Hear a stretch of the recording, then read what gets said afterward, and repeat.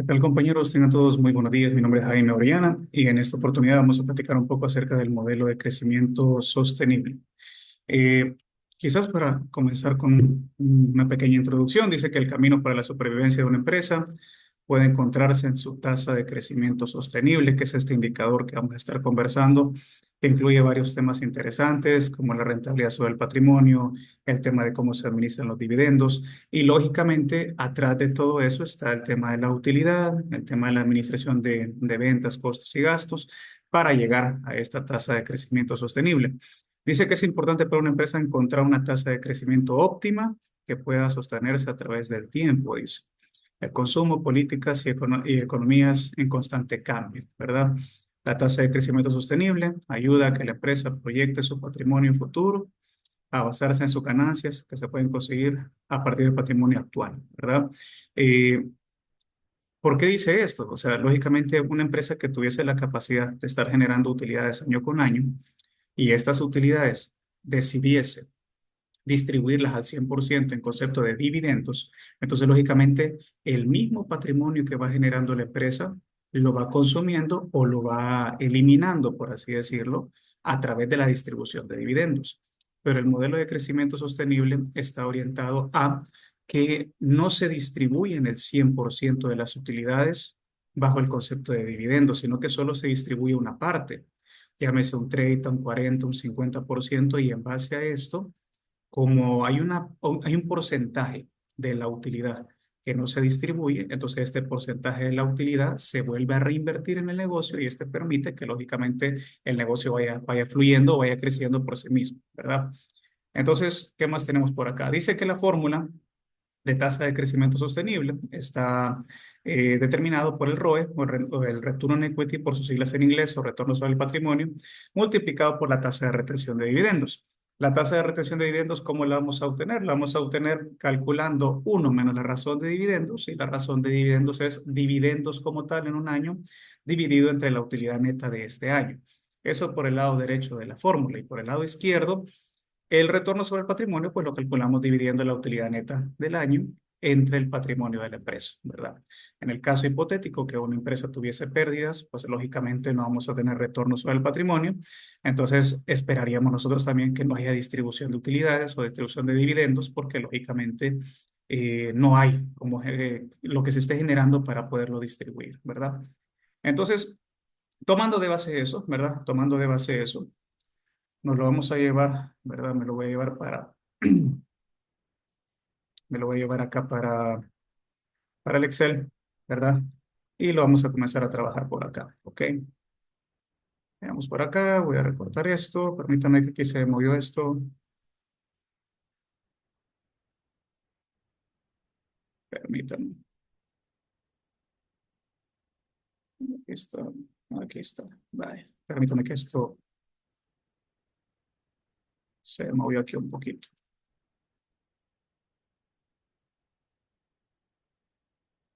No estoy utilizando acá el formato de grabación, entonces se me mueve ahí bastante. Ahí estamos, va, ahí está ya la fórmula. ¿Ok? Entonces, en clases anteriores hemos estado trabajando con esas 5 empresas salvadoreñas, ¿verdad? A manera de tomarlas de ejemplo, considerando que es información real y que nos sirve pues para hacer nuestros análisis, ¿ok? Vale, entonces dice que lo primero que nosotros necesitamos encontrar de estas empresas es el retorno sobre el patrimonio, ¿verdad? Entonces voy a comenzar por eso, ¿verdad? El retorno sobre el patrimonio, que es igual a la utilidad neta entre el patrimonio como tal. La utilidad neta, lo voy a poner más grande acá, la utilidad neta la calculamos o la sacamos del estado de resultados, ¿verdad? El estado de resultados, que es la última línea del estado de resultados, dividido entre el patrimonio como tal. Hay que tener cuidado que la línea del patrimonio está casi a la par de la línea total pasivo y patrimonio. No hay que confundirnos ahí, ¿verdad? Y esto nos da un resultado, en el caso de la primera empresa, que es la empresa de bebidas, ¿verdad? En el caso de la empresa de bebidas, nos da un retorno sobre el patrimonio del 14%. ¿Qué quiere decir eso así en palabras prácticas? Por cada dólar invertido en el patrimonio, nosotros estamos obteniendo 14 centavos de rentabilidad sobre ese dólar invertido, ¿verdad? En otras palabras, si nosotros lo quisiéramos ver en tiempo, años, ¿verdad? Si nosotros lo quisiéramos valorar o ponderar o entender en tiempo, ¿verdad? Si yo divido uno entre ese 14% de rentabilidad obtenida, yo estaría recuperando mi inversión en el caso de esta empresa, ¿verdad? De bebidas, lo estaría recuperando en 7.26, 7.3 años, ¿verdad? Aproximadamente, ¿verdad? Entonces, mire que eso es una recuperación lenta o es una recuperación rápida. Pues la verdad es que yo considero que es un negocio bastante interesante, ¿verdad? Hay empresas que tardan 15, 20, 30 años en recuperar su inversión o en comenzar a recuperar su inversión. Esta empresa como tal está recuperando el 14% anual de cada dólar invertido. Eso quiere decir que en 7 años ya tenemos un ejemplo. Usted hubiera metido $100,000, en 7 años usted ya tiene sus $100,000 más otros 100,000 en puras utilidades generadas, ¿verdad? Así que bueno, es interesante esta parte. Va. Entonces ahí tenemos el retorno sobre el patrimonio de la primera empresa. Ok, voy a copiar y pegar para las otras empresas. A manera de comparativa, ¿verdad? Solo manera de comparativa, el negocio de las bebidas tiene una recuperación del 14%, el negocio de los textiles una recuperación del 31%, el negocio de laboratorios del 5%, de los vehículos del 41%, una muy buena recuperación y esto básicamente tiene que ver con la utilidad y con el apalancamiento externo que está obteniendo esta empresa porque tiene un alto nivel de apalancamiento externo. Y en el caso del supermercado, una recuperación del 29%. Si quisiéramos ponerle orden, por así decirlo, a quién tiene una recuperación más rápida y una recuperación más lenta, el primer lugar estaría para los vehículos, segundo lugar estaría para textiles, tercer lugar estaría para supermercados, cuarto lugar estaría para bebidas y quinto lugar en recuperación sobre el patrimonio estaría para laboratorios. No es que los laboratorios sean malos como tal, para nada. Lo que pasa es que la recuperación es más lenta. ¿Por qué es más lenta? ¿Porque tiene pérdidas? No, tiene utilidades. El problema es que el aporte patrimonial de esta empresa es alto. Si ustedes recuerdan, en algún momento platicamos que esta empresa tenía la modalidad de financiarse en mayor parte por financiamiento interno y no utilizar financiamiento externo, deuda externa, bancos, proveedores, etcétera. Pero entonces, como hay mayor aporte de capital interno, la recuperación es más lenta. ¿Qué tendría que pasar hipotéticamente para que esta empresa tuviese una recuperación más rápida? Por un lado, pues tener utilidades mayores y por otro lado, disminuir aporte patrimonial o aporte interno y incrementar la deuda externa. Esa sería una alternativa para yo mejorar esa rapidez. Lógicamente, también tenemos escenarios de riesgo. En el caso de laboratorios, la recuperación es más lenta, pero no estoy tan endeudado con terceros. En el caso de los vehículos, la recuperación es más rápida, pero recordemos que hay mayor deuda con terceros. Y eso, lógicamente, pues, para cualquier ser humano, incrementa el nivel de riesgo. ¿Ok? Vale. Entonces, eso con respecto al retorno sobre el patrimonio. Eh, Ahora, ¿qué más? Nos pide la fórmula, el cálculo de la razón de dividendos. Primero lo que voy a calcular, ya lo habíamos calculado antes en la clase, pero voy a calcular nuevamente si estas empresas han distribuido o no han distribuido dividendos en el último año. Entonces, para eso, ¿qué voy a hacer? Lo que voy a hacer es tomar, ¿verdad? Voy a tomar lo que es las utilidades retenidas del año más antiguo, ¿verdad? Del año uno, que en este caso sería año 2021, le voy a sumar la utilidad del año 2022 y le voy a restar la utilidad retenida del año 2022, ¿verdad? Utilidad retenida año uno más utilidad anual año 2 menos utilidad retenida año 2. Entonces eso me va a dar como resultado si la empresa ha tenido o no ha tenido dividendos en este ejercicio. Entonces, en el caso de la empresa de bebidas, ha repartido $10 millones en concepto de dividendos en ese año, ¿verdad?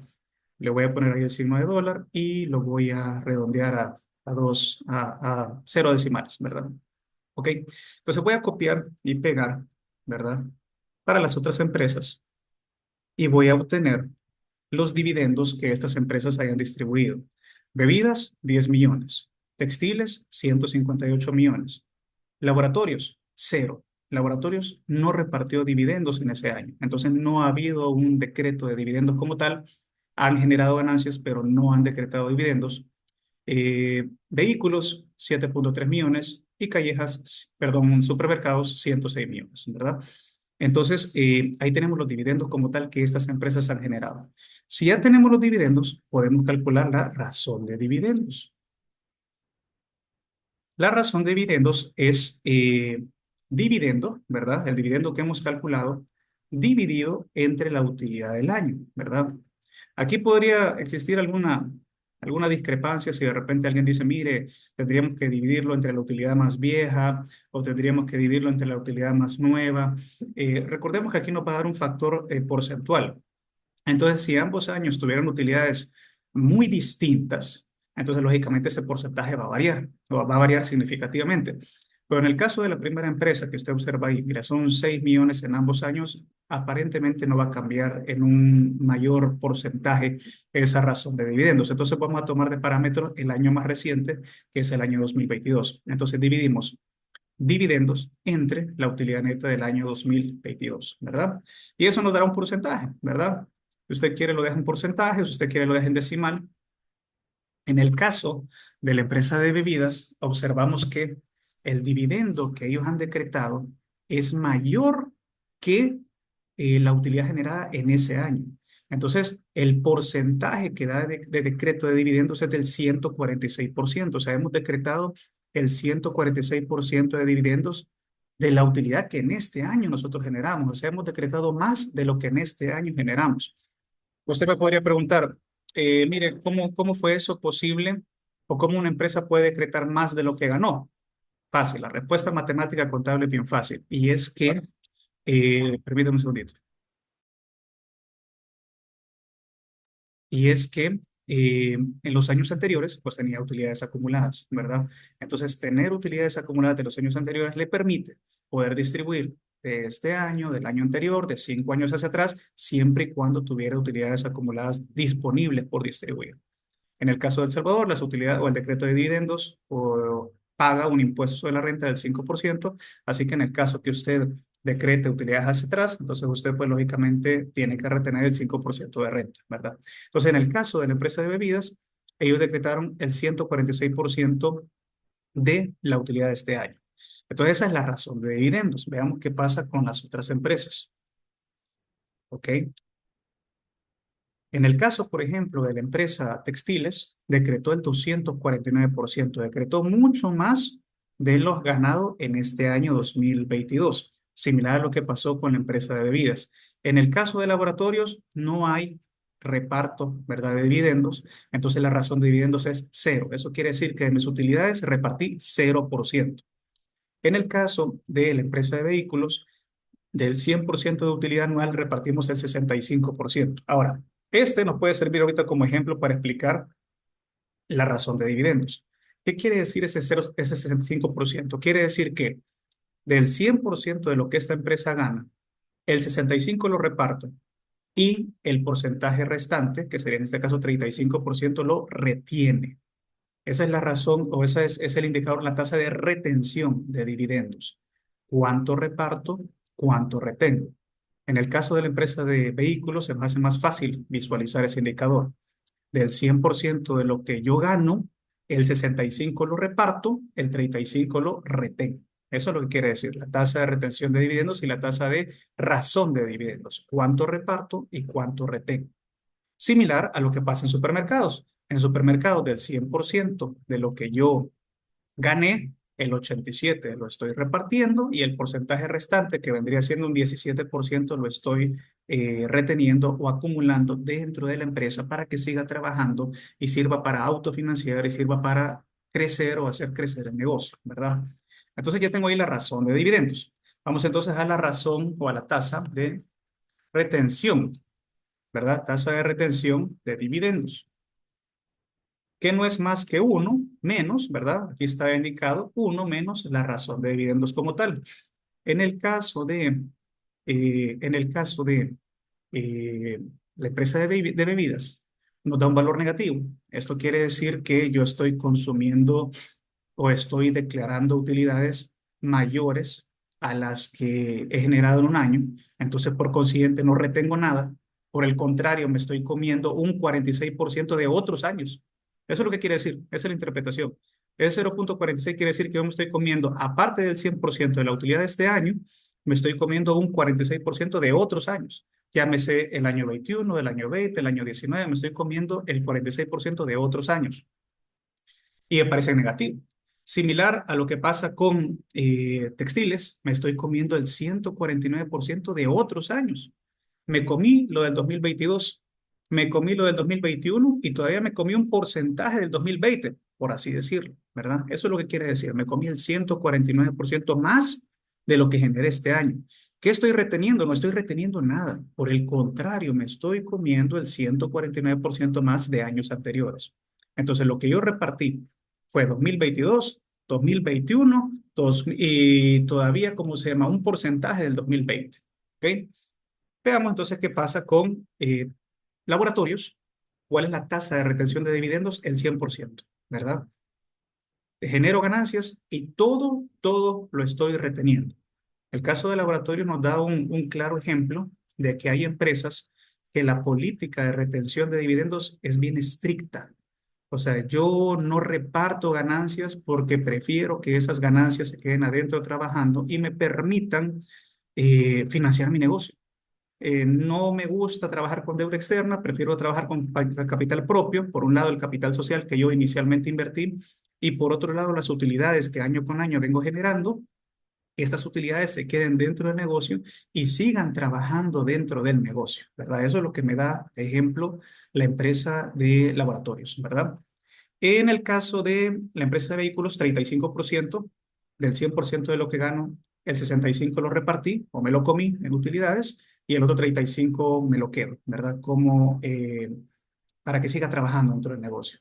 Y en el caso de los laboratorios, ¿verdad? Perdón, de los supermercados, en el caso de los supermercados, del 100%, el 87% lo reparto y el 13% me lo quedo, ¿verdad? Adentro del negocio para que siga trabajando, ¿ok? Entonces ya tengo ahí la tasa de retención de dividendos. Si podemos observar, por así decirlo, si lo ponemos así en color amarillo, ¿verdad?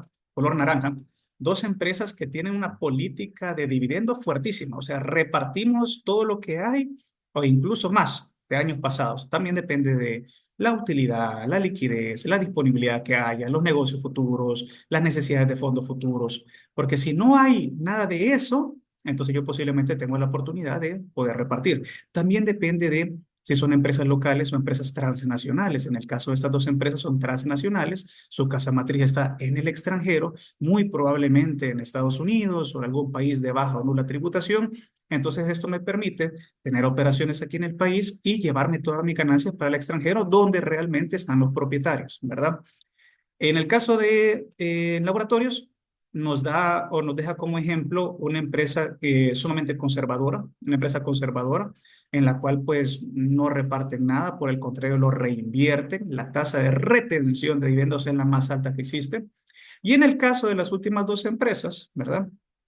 Que son vehículos y son supermercados, tiene una tasa de retención pues medio balanceada, o sea, no repartimos todo, pero al menos dejamos una partecita todavía dejando en el negocio.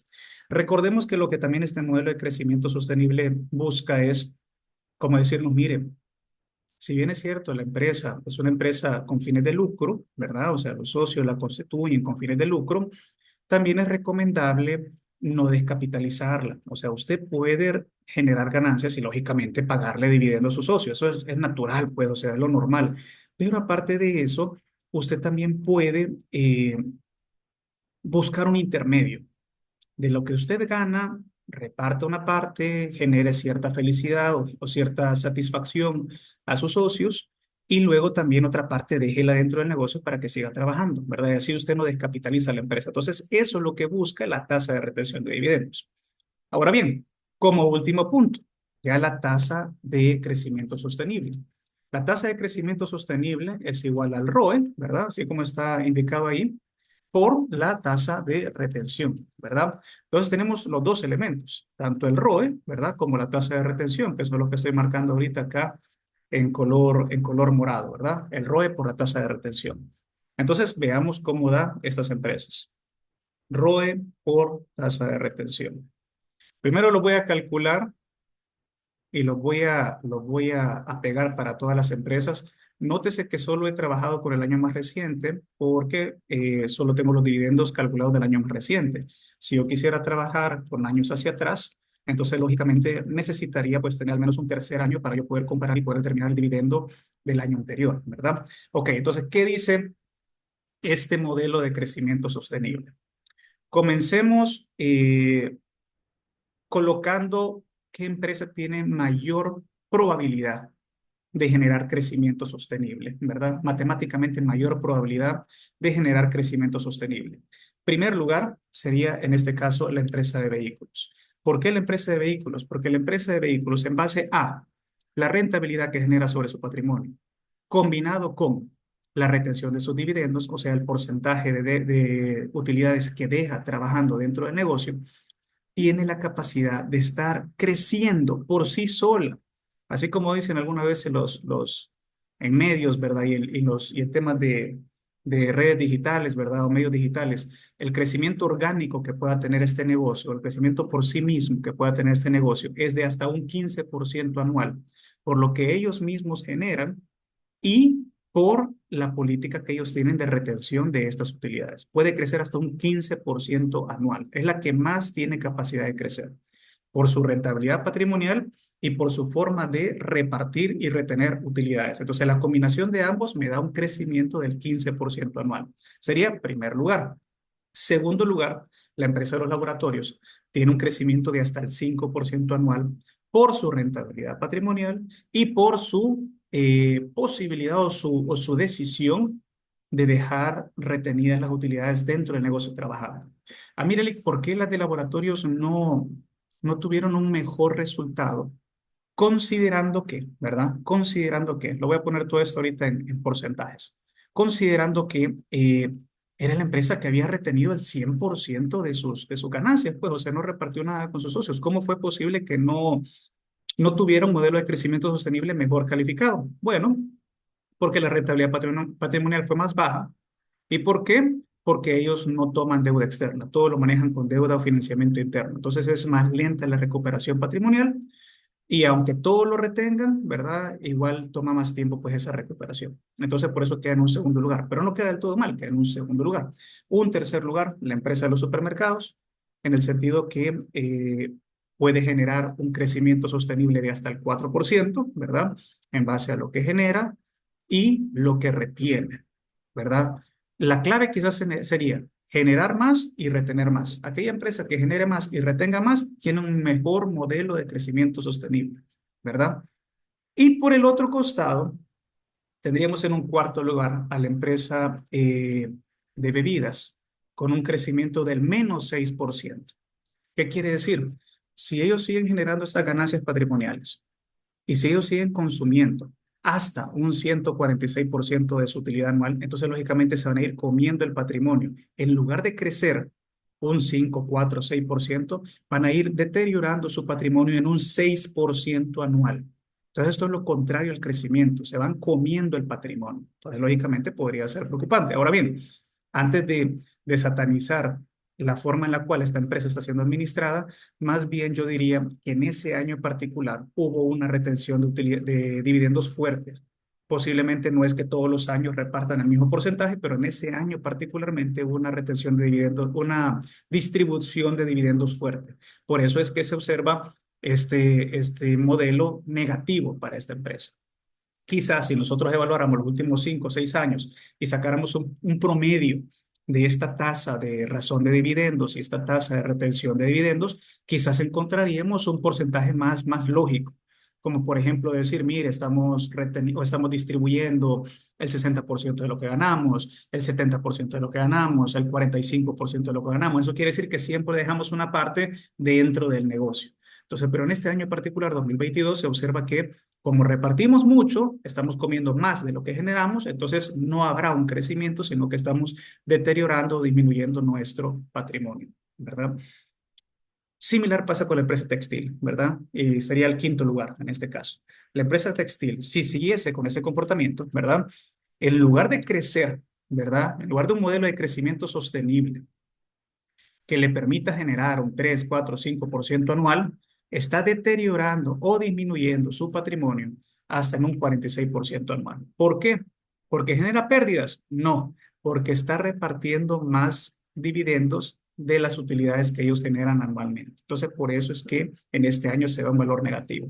Mireli, pero puede ser similar a lo que pasó con las empresas de bebidas, que ellos lógicamente quizás en ese año puntualmente repartieron mucho dividendo. Sí, también puede pasar, así que hay que notar por ahí esa salvedad. Si nosotros evaluáramos años anteriores, posiblemente no repartieron o no hubo una tasa de razón de dividendos del 249%, o sea que estuviéramos repartiendo 2.5 veces lo que nosotros generamos en ese año, ¿verdad? Posiblemente fue menor, ¿verdad? Entonces, en eso consiste el modelo o la tasa de crecimiento sostenible. ¿Qué capacidad tiene la empresa de ir creciendo orgánicamente año con año en función de la rentabilidad patrimonial y lo que nosotros dejamos de repartir como dividendos, ¿verdad? Si yo dejo de repartir como dividendos, automáticamente lo dejo dentro del negocio y eso sigue trabajando y me ayuda a crecer, ¿verdad? Pero si yo gano 100 pesos y esos mismos 100 pesos me los reparto o me reparto más, entonces lógicamente yo me estoy comiendo el patrimonio, como lo que pasaría hipotéticamente con las primeras dos empresas, me estoy comiendo el patrimonio y lo estoy disminuyendo y eso lógicamente en lugar de dar un crecimiento sostenible, ¿verdad? Me va a dar un deterioro sostenible, ¿verdad? Año con año. Así que bueno, por ahí estaría esta parte. Espero que sea de mucho apoyo para todos y nos estaremos viendo más adelante. Pasen buen día.